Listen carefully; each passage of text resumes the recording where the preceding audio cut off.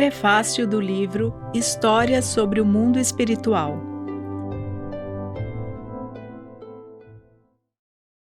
Neste volume, registrei os fenômenos do mundo espiritual que pesquisei durante mais de 20 anos. Não há exagero ou qualquer intervenção de minha parte, pois procurei retratá-los com a máxima exatidão. Dizem que os estudos e a inteligência humana progrediram muito, mas o que houve foi apenas o avanço da parte material. A parte imaterial, lamentavelmente, progrediu muito pouco. O verdadeiro valor do progresso da cultura está no avanço paralelo dos estudos de ambas as partes. Apesar do maravilhoso desenvolvimento da cultura, a felicidade humana não está conseguindo acompanhá-lo. E a principal causa, conforme eu disse anteriormente, se deve ao desequilíbrio com que se dá o progresso. Em outras palavras, somente a cultura material se desenvolveu, enquanto que a cultura espiritual continua atrasada. Diante disso, desejo despertar a humanidade por meio do extraordinário desenvolvimento da cultura espiritual. Uma vez que os fenômenos espirituais, em decorrência de sua natureza, não podem ser percebidos pelos 5 sentidos humanos, torna-se muito difícil fazer com que sua existência seja apreendida. Todavia, tenho absoluta certeza que meu objetivo pode ser alcançado, porque não estou apresentando fatos inventados, mas sim reais. Está mais do que claro que, à medida que se acredita nos fenômenos espirituais, mais possível se torna a apreensão do princípio da felicidade plena. Portanto, seja qual for a fé que se professe, sem se alcançar um profundo conhecimento de tais fenômenos, não será possível obter a verdadeira paz interior. Relacionado a isso, existe um ponto que merece reflexão. Apesar de o ser humano estar ciente de que um dia vai morrer, ele conhece muito pouco sobre a vida após a morte. Meditemos. As pessoas em geral vivem no máximo 70 ou 80 anos. Pensam que a morte representa um fim de tudo. Se fosse assim, a vida não seria realmente vã e efêmera? Esse pensamento ocorre porque elas desconhecem que existe vida após a morte no mundo espiritual. Ao adquirir profundo conhecimento a esse respeito, o ser humano encontra alegria tanto diante da vida quanto da morte. Assim, ele conseguirá ser eternamente feliz. É pelos motivos expostos que escrevi este livro. Por Meishu Sama, em 25 de agosto de 1949, coletânea Alicerce do Paraíso, volume 2. Mistério do mundo espiritual.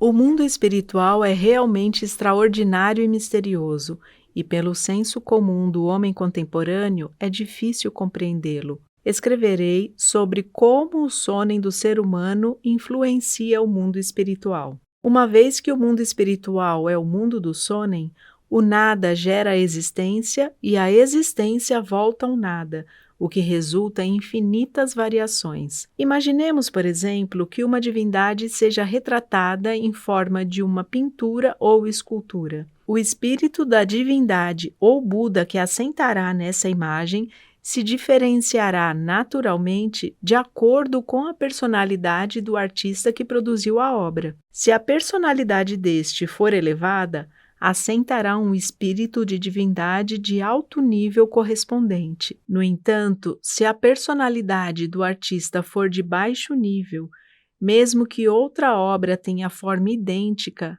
assentará, correspondentemente, um espírito representante daquela divindade ou uma divisão sua, em conformidade com o caráter do artista. Outro exemplo da influência do sonem é a manifestação plena da força da divindade quando a pessoa ora perante uma imagem com toda sinceridade. Caso a pessoa expresse seu sonem apenas formalmente, sem o devido respeito e makoto, a força manifestada pela divindade ficará reduzida. Outra observação é que quanto maior o número de pessoas que oram diante dessa imagem, mais intensa será a manifestação da luz e da força desse espírito de divindade. Há um antigo provérbio que diz: ter fé até em cabeça de sardinha. Qual será o sentido dessas palavras? Suponhamos que uma pessoa qualquer produza uma imagem de divindade e passe a divulgá-la, utilizando-se de hábeis métodos de propaganda. Se muitas pessoas cultuarem a imagem durante algum tempo, por força do sonem dessas pessoas, cria-se a forma dessa divindade no mundo espiritual. Assim, ela passará a manifestar considerável poder e até a conceder graças aos seus seguidores. Trata-se de uma materialização resultante do sonem do ser humano, o que é de fato um mistério. Por um período, apresentam-se resultados, mas que não são verdadeiros, por serem produtos da imaginação temporária, em algum momento desaparecem. Todos sabem que tais casos ocorrem com frequência. Os conhecidos deuses da moda são desse tipo. Até aqui, referi-me aos espíritos de divindades, mas gostaria de falar também sobre os demônios. É realmente grande o número de perversos que, por ambição, causam aborrecimentos e sofrimentos às pessoas, levando-as à infelicidade. Conforme tenho dito sempre, é claro que isso é consequência do pensamento materialista, que não acredita no invisível. Do ponto de vista espiritual, trata-se de algo bizarro e realmente assustador. Como fazem os outros sofrer, os prejudicados infalivelmente sentem raiva, rancor, ódio e desejo de vingança. Tal sonem é enviado aos perversos por meio dos elos espirituais. A expressão espiritual da ira e do rancor é tão pavorosa que, se pudesse vê-la, até a mais malvada das pessoas se renderia sem resistência. Quando as pessoas prejudicadas não são apenas uma ou duas, mas milhares ou milhões, a somatória do sonem dessas pessoas faz surgir criaturas sobrenaturais horripilantes, que, assumindo diversos aspectos, circundam os perversos sem cessar, a fim de destruí-los.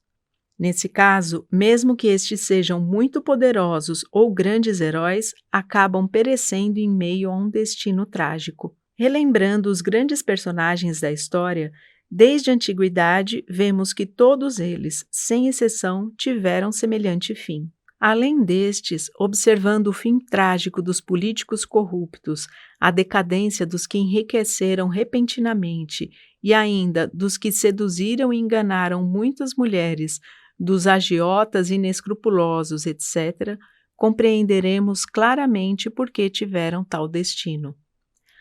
Ao contrário, pessoas que praticam boas ações recebem o sonem de gratidão e de alegria dos beneficiados, o qual, se transformando em luz, passa a envolvê-las, tornando-as ainda mais virtuosas e felizes, porque os demônios e espíritos malignos temem essa luz e não conseguem aproximar-se dos que praticam o bem. A auréola que se vê nas imagens das divindades e Budas simboliza essa luz.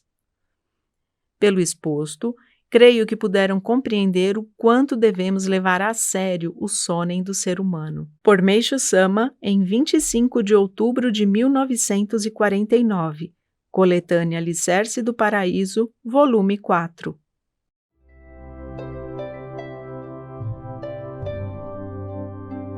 Camadas do mundo espiritual.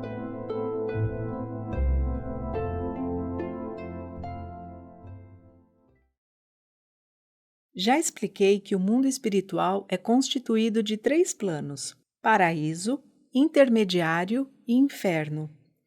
Vou expor sua estreita relação com o destino do ser humano. Cada plano se subdivide em 60 camadas, de modo que no total são 180 camadas, as quais denomino camadas do mundo espiritual.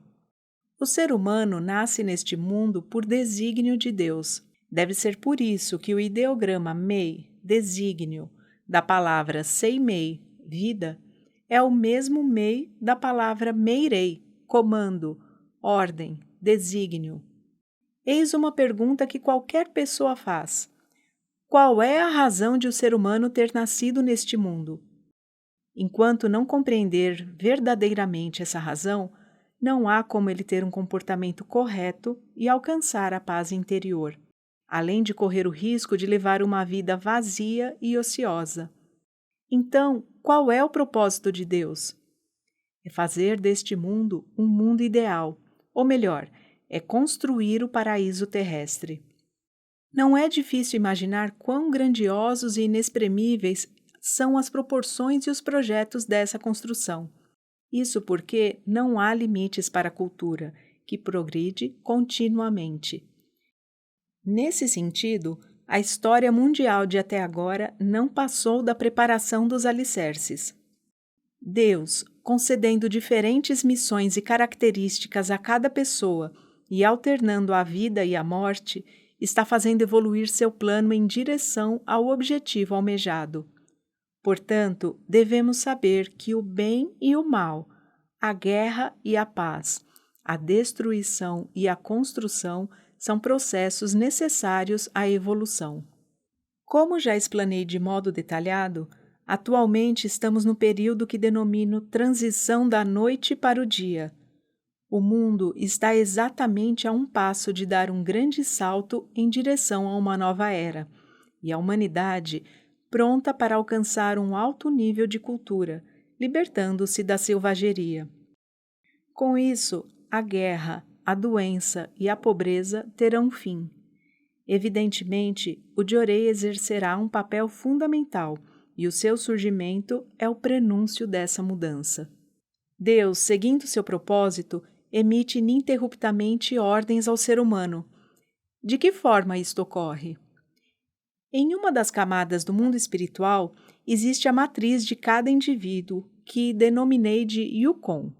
Primeiramente, Deus emite ordem ao Yukon, e este, por sua vez, a transmite por meio do elo espiritual à alma neste mundo, que está no centro do corpo espiritual do ser humano. No entanto, é muito difícil captar a ordem divina. Somente quem possui corpo espiritual purificado até certo ponto é que consegue.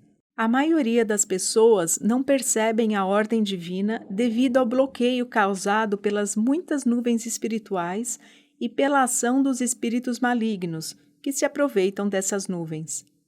A prova disso é que muitas vezes aquilo que foi planejado não corre a contento, ou o destino acaba tomando um rumo sequer imaginado.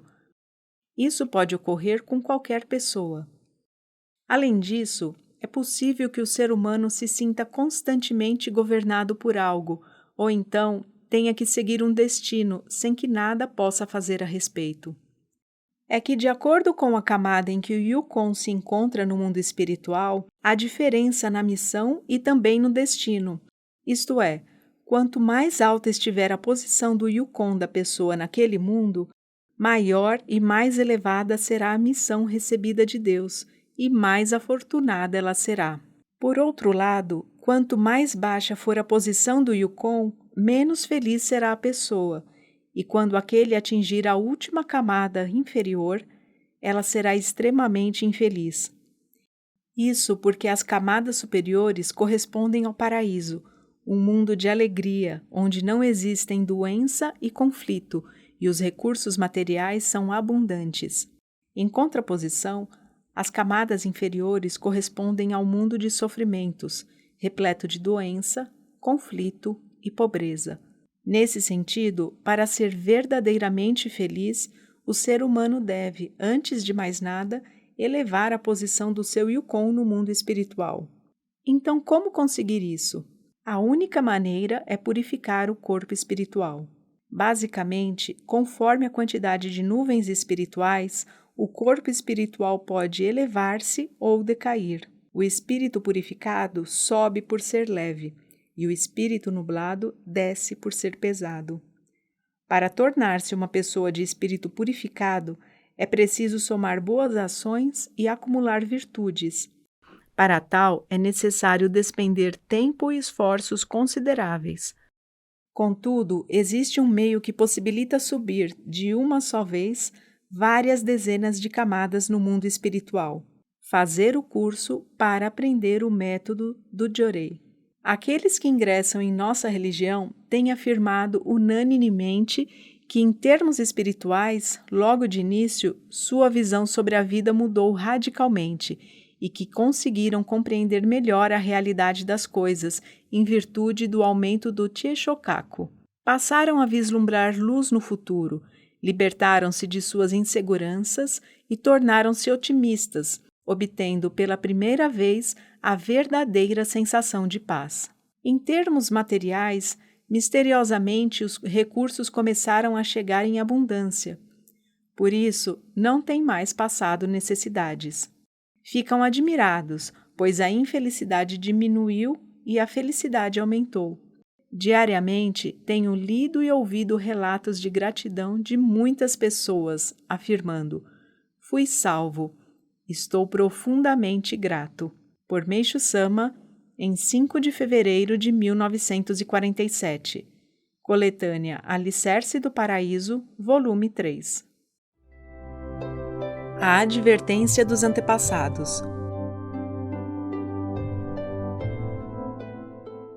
Os antepassados desejam a felicidade de seus descendentes e a prosperidade de sua linhagem familiar. Por conseguinte, não negligenciam sua guarda um instante sequer, para que não cometam erros e pecados ou para que não trilhem o caminho do mal. Se um descendente, seduzido pelo demônio, pratica más ações, seus antepassados provocam, por exemplo, acidentes, doenças, etc., não só como advertência, mas também para a purificação dos pecados cometidos. No caso do enriquecimento ilícito por parte do descendente, ocasionam, por exemplo, um incêndio ou outra forma de perda, e conforme o pecado, inflige-se também a purificação em forma de doença. O exemplo a seguir demonstra isso. Suponhamos que uma criança contraia um simples resfriado, que por meio do diorei seria facilmente solucionado. Mesmo recebendo diorei, não se verificam bons resultados. A criança tem vômitos constantes, perda completa de apetite, acentuado enfraquecimento e em poucos dias acaba morrendo. É uma situação estranha que se enquadra justamente no que dissemos, a advertência dos antepassados. As causas podem ser várias, entre elas o fato de o pai ter um eventual relacionamento amoroso com outra mulher, ou manter uma amante, desviando-se da ética do casamento. Se esse pai não perceber na primeira advertência, poderão ocorrer-lhe sucessivas perdas de filhos. Por um prazer passageiro, ele sacrifica até mesmo seus descendentes queridos. Trata-se, portanto, de uma conduta condenável. Nesse caso, os antepassados evitam sacrificar o chefe da família por ser ele seu arrimo, e, sem alternativa, levam os filhos em seu lugar. O seguinte caso é verídico. O chefe de uma família, homem de aproximadamente 40 anos, nunca havia rezado diante do Butsudan. Sua filha, preocupada, conversou com o tio, irmão do pai, e transferiu o Butsudan para a casa dele. Pensando no futuro, o tio foi à casa do irmão e pediu-lhe que reconhecesse por escrito a transferência do oratório, que havia sido transmitido por várias gerações e que estava agora sob sua guarda. O irmão concordou. Contudo, ao pegar a caneta, iniciaram-se tremores nas mãos. Sua língua contraiu-se e ele não conseguiu mais falar nem escrever. Tentaram vários tratamentos sem nenhum resultado e, por fim, foram a um discípulo meu em busca de cura. Lembro-me de ter ouvido dele a história que a filha desse homem lhe contara. No caso em questão, se a transferência fosse temporária, não haveria problema. Entretanto, os antepassados não admitiram que o Butsudan fosse retirado definitivamente da casa do primogênito, que por tradição deveria guardá-lo. Se houvesse a transferência, a família se desestruturaria, podendo então ocorrer a extinção da linhagem. Por Meishu Sama, em 5 de fevereiro de 1947. Coletânea Alicerce do Paraíso, volume 3.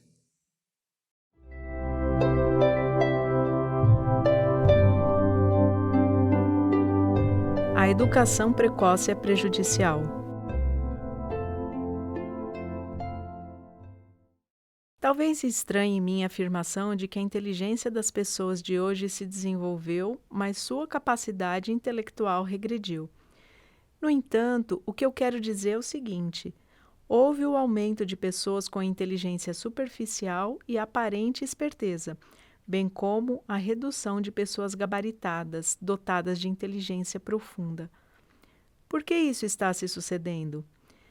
Segundo minhas observações, é uma consequência da educação precoce. Esta é nociva porque se incutem conhecimentos sem que a mente da criança esteja suficientemente desenvolvida, ou seja, o que ocorre é o desequilíbrio entre a aprendizagem e o desenvolvimento psicofísico de quem as recebe. De fato, apesar de o ser humano ter que utilizar o corpo e a mente de acordo com a idade, dar a uma criança de 7 ou 8 anos um trabalho mental apropriado a um jovem de 15 ou 16 é uma sobrecarga. Qual será o resultado disso? Vou apresentar um exemplo do que quero dizer. Quando eu cursava o primário, quis aprender judô, mas me disseram que antes dos 15 anos eu não poderia fazê-lo. Ao perguntar o motivo, responderam-me que se eu praticasse judô antes dessa idade, poderia prejudicar e impedir o desenvolvimento do corpo. Essa interrupção ocorre, naturalmente, devido ao excesso de esforço físico.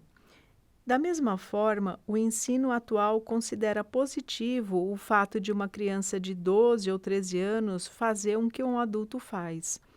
Realmente, sua capacidade intelectiva se desenvolve por determinado tempo, com grande rapidez. Por essa razão, parece que a instrução é positiva.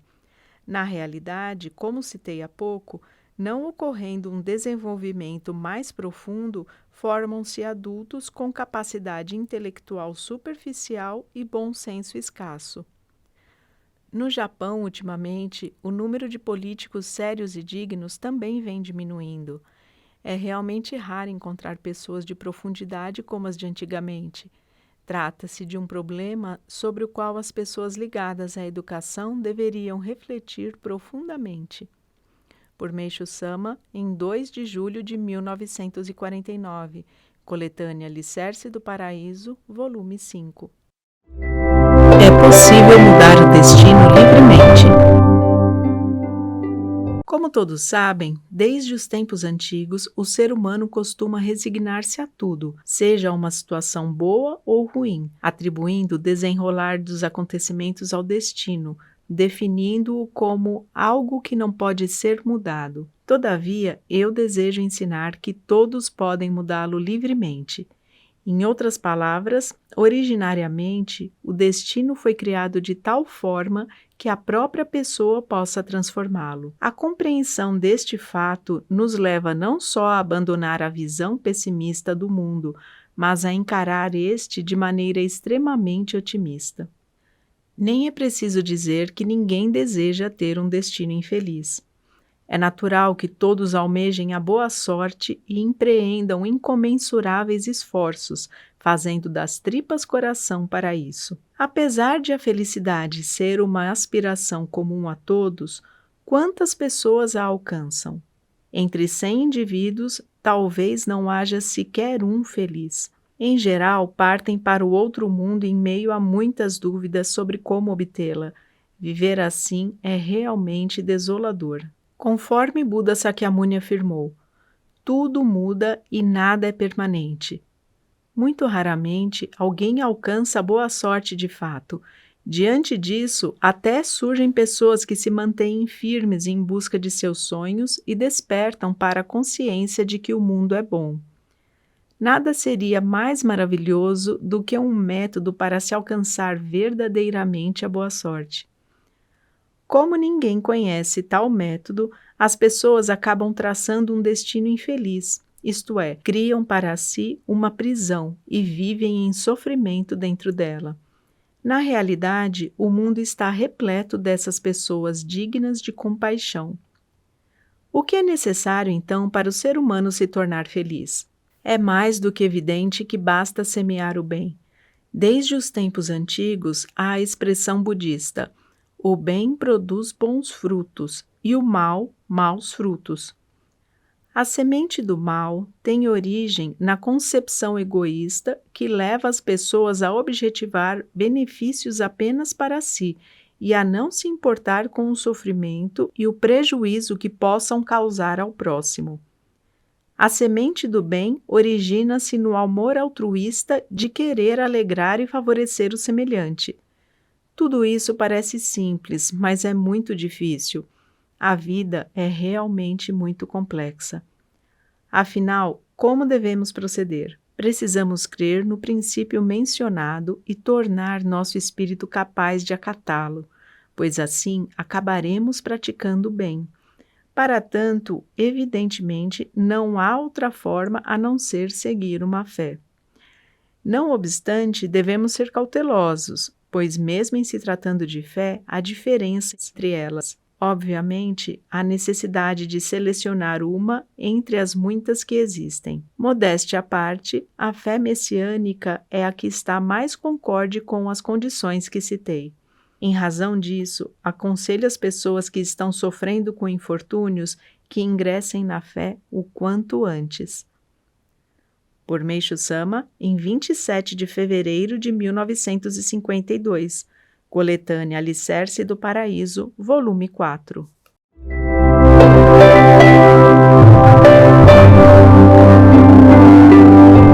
Equilíbrio e moderação.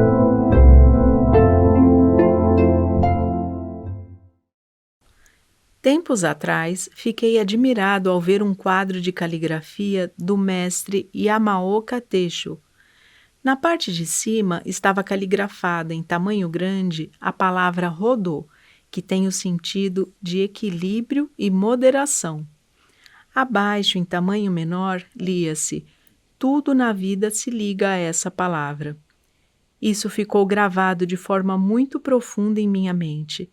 Desde então, ao longo dos anos, em diversas ocasiões, sempre me lembro dessa caligrafia, o que me tem sido de grande valia. Existem muitas máximas desde os tempos antigos, mas nenhuma me impressionou tanto quanto aquela. Apesar de ser apenas uma palavra, que força maravilhosa! Quando observamos as diversas situações ao nosso redor e tomamos essa palavra como referência, constatamos que ela se encaixa perfeitamente a tudo.